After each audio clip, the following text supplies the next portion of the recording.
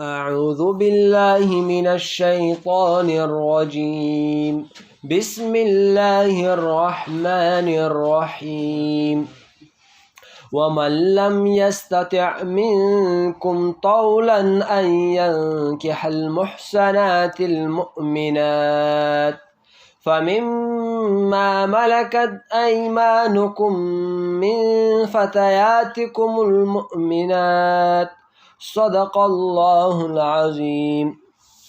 نن به د سوره النساء درس نمبر 251 شروع کو. په نن درس کې به آیت نمبر 50 ترجمه او تفسیر وکړو. ومن لم یستطع، او څوک چې نشي کولای، استطاعت نه لري، منکم د تاسې څخه طولا د قدرت، ان ينکح المحسنات چې هغه په نکاح کې ونیسي هغه آزاد ښځې المؤمنات چې مؤمنې دي، فمما ملکت، بس دوی دپاره هغه دي چې دوی مالکان شي، ایمانکم لاسونه د دوی، من فتیاتکم المؤمنات هغه د ویندو څخه چې مؤمنانې دي. والله او الله چې دی اعلمو ډیر خبردار دی بایمانکم تاسو په ایمانونو سره، بعدکم من بعد دا بعضو د دوی نه د نورو د بعضو څخه دي. فانکحوهن تاسو دوی سره نکاح وتړئ باذن اهلهن د دوی د مالکانو په اجازت سره. وآتوهن او ورکو دوی ته اجورهن هغه مهرونه د دوی بالمعروف په ښه طریقې سره. محسنات چې هغوی ساتونکي وي د خپلو ځانونو، غیر مسافحات نه په ښکاره سره زنا کوونکې، ولا متخذات او نه نیونکي وي اخدانې د یارانې. فاذا احسن، بس کله چې دوی په قید کې شوې، فان اتینا که چېرته دوی راتګ وکړه بفاحشة په فاحش کار سره، په زنا سره، فعلیهن نصفو، بس په دوی باندې د نیمه، ما علی المحسنات د هغه څه چې په هغه آزادو ښځو باندې دي، من العذاب د عذاب څخه. ذلک دغه چې د لمن خشیل هغه چې ډاریږي العنته د تکلیف څخه، منکم د تاسې څخه، وان تصبروا او دا چې تاسې صبر وکړو، خیر لکم دا غوره د تاسو لپاره. والله او الله چې د غفور ډیر غفور دی، رحیم ډیر رحم کوونکی دی. د نن درس ربط د بیګاني درس سره معلوم او واضح دی. پرون درس کې موږ تاسې د هغه ښځو بیان کړی وه چې هغوی سره نکاح کول جایز دي، لکه ماما لور، ترور لور، تره لور او همداسې نوره څومره پردۍ ښځې دي. نن درس کې الله پاک موږ تاسو ته دا خبره کوي که چېرته ته وسه نه لرې چې د آزادو ښځو سره نکاح وکړې، غریب یې، وسه دې نه کېږي، خانداني جنۍ سره واده وکړې، نو بیا به ته شی کوې، ویندې سره واده وکړه. اوس به تاسو ذهن کې سوال پیدا کېږي چې دا وینځه چاته یایي؟ نن سبا وینځې نشته دي. مخکې به دا رقم ترتیب و چې مسلمانانو به په کفارو باندې حمله وکړه او هغوی نه به چې کومې ښځې ونیولې دا به د مسلمانانو وینځې شوې. دا به تا داسې شوه لکه تا ښځه، لکه څنګه چې سړی خپلې ښځې سره ګپ شپ لګوی شي، هر څه ورسره کوی شي، دې سره هم کوی شي. دا بس تا هم د مزدوره شوه او هم تا ښځې په حکم کې شوه. خو دا چې تی مالک یې، دا ته خرڅولی هم شي او تی بل چا ته په نکاح هم ورکولی شي.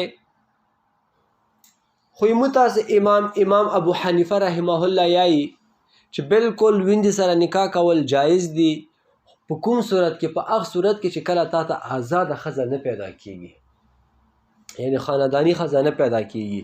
د ویندې سره نکاح کول ویلې ښه نه دي، ځکه که ویندې سره ته واده وکړې چې دغه نه کوم ماشوم پیدا شي، هغه بیا غلام وي. خو تا بل چا نه په نکاح راوستی دی که نه، تا وینځه دی، ما ورسره واده وکړه، چې دغې نه کوم بچیان پیدا کېږي یا به د غلامان وي.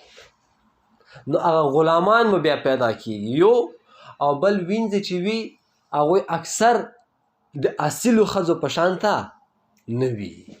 نو اصیله ښځه بیل مرتبه او مقام لري، خانداني وي، پاکه وي او وینځه بیا دومره نه وي.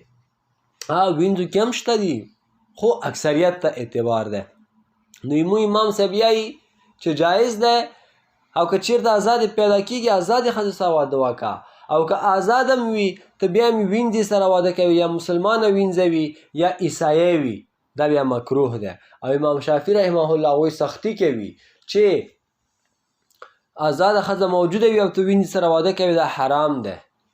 او چې کتابیه وي یعنی عیسایه وي یا یهودی وي هغوی سره خو بالکل نشي کولی.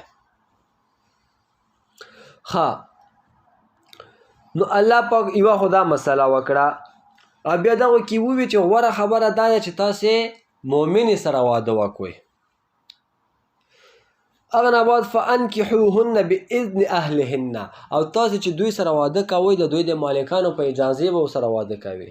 اوس د ده وینځه دی او دا ورسره واده کوي نو ده ته به اجازت نه اخلي چې تا وینځې سره زه واده کوم، او که د اجازت نه بغیر واده وکړه دا نکاح نه دی شوی. صحیح شه. او بله خبره دا چې دا وینځې سره واده کوي اجورهن مهر به ورکوي، لکه څنګه چې آزادې ښځې ته مهر ورکوي همداسې به وینځې ته یې ورکوي.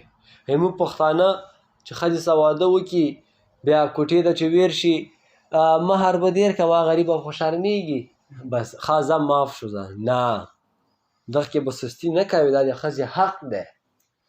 که څومره مو وایي چې زه یې معاف کوم یې ته یې هغې ته په لاس کې دا مهر ویر که، که هغې بیا تا ته واپس کولو هغه د هغې کور آباد، او که نه واپس کولو ته به خفه کېږي نه چې دا څنګه ښځه مې دی ما نه یې مهر واخیسته. نه خسته دی وي که نه چې هغه د 50 روپۍ نسوار اخلي سرګټ اخلي چې دوکاندار دنه پیسې اخلي په خو نه خفه کېږي. او د ښځې غریبې ټول ځان تا ته دیر کا، مور او پلار یې ته پرېږدول او ته 10,000 روپۍ نشي ورکولی. ښه یوه دا مسله شوه. بله مسله که چېرته دا وینځه غلط کارونه کوي، صفا مسالې به کوو، یو ورته ښځه چې په غلطو کارو عادته شي الله دې موږ تاسو پردې وکړي، دا بیا ډېره په سختۍ سره کنټرول ته رسي. ګوره سړی خو چې غلط کارونه کوي منې کېږي، خو دا ښځه چې ده چې کومې ښځې زما ترجمه اوري هغوی دې خفه نه شي چې تا نن ښځو پسې راخستی دی. نه، صفا خبره به کوو. دا ښځه چې دی که نه دغه کې الله پاک حیا ډېر اچولی دی.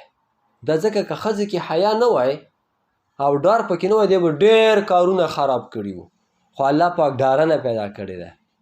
خو چې یو ورته په غلطو کارو مبتلا شوه که نه بیا 100 سړي دومره ګناهونه نشي کولی څومره چې یوه ښځه یې کوي.